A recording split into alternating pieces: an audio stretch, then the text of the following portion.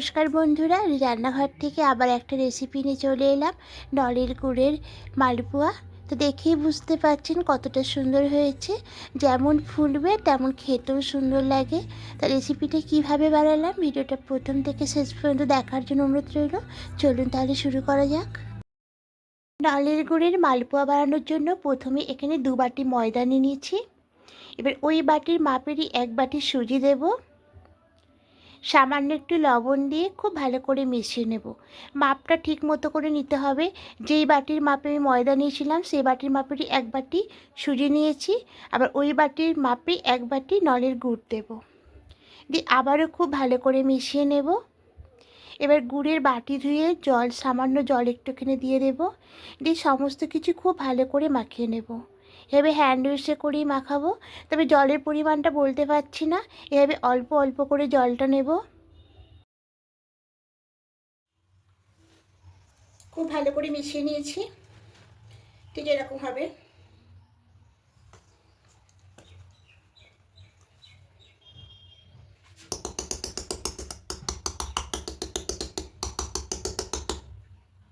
এবার একটু ঢাকা দিয়ে রেখে দেব। কড়াই বসিয়ে দিয়েছি। সামান্য কিছুটা মৌরি দেব।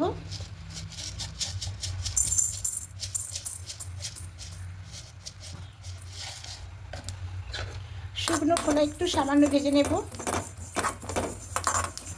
খুব বেশি ভাজা দরকার নেই, সামান্য একটুখানি ভাজলেই হবে। যেখানে ফটফট করে আওয়াজ হচ্ছে ঠিক এই সময় গ্যাসটা অফ করে দেব। দিয়ে এটা একটুখানি পেস্ট করে নেব। মানে খুব বেশি মিহি পেস্ট হবে না, সামান্য একটুখানি পেস্ট হবে। এবার ঢাকাটা খুলে নেব। এবার যে মৌরিটা পেস্ট করেছিলাম এর মধ্যে দিয়ে দেব। মৌরিটা খুব মিহি হবে না, এরকম দানা দানা থাকবে।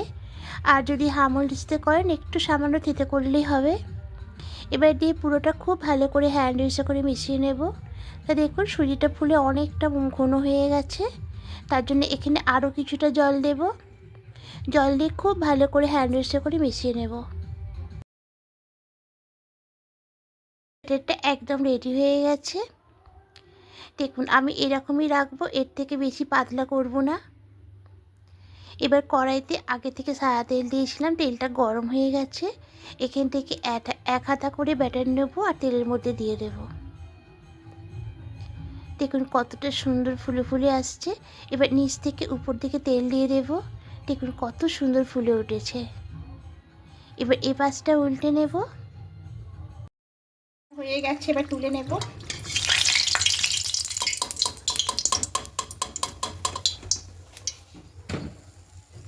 আর একটা দিয়ে দেব।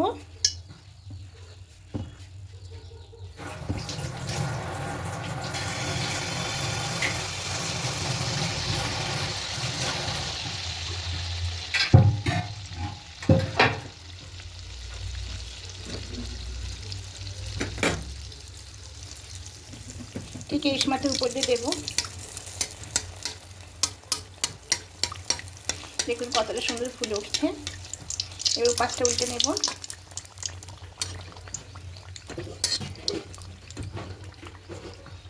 তুলে নেব।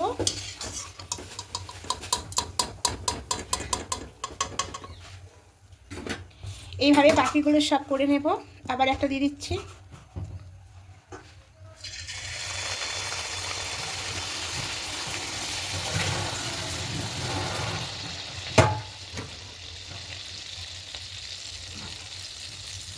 এইভাবে কিছুক্ষণ রাখবো। এরকম যখন হবে তখন উপর দিয়ে তেল দিতে হবে।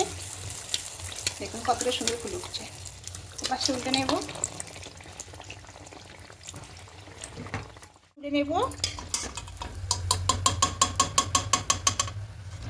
এইভাবে প্রত্যেকটা ভেজে নেব। একটু ব্যাটারটা পাতলা করেছিলাম, এটাও খুব সুন্দর ফুলে উঠেছে। এটাও তুলে নিলাম। তা সব মালপোয়াগুলো তৈরি হয়ে গেছে। এবার একটা ছিঁড়ে দেখাচ্ছি। দেখুন ভেতরটা কত সুন্দর হয়েছে। তা বন্ধুরা এরকম করে বানিয়ে দেখবেন।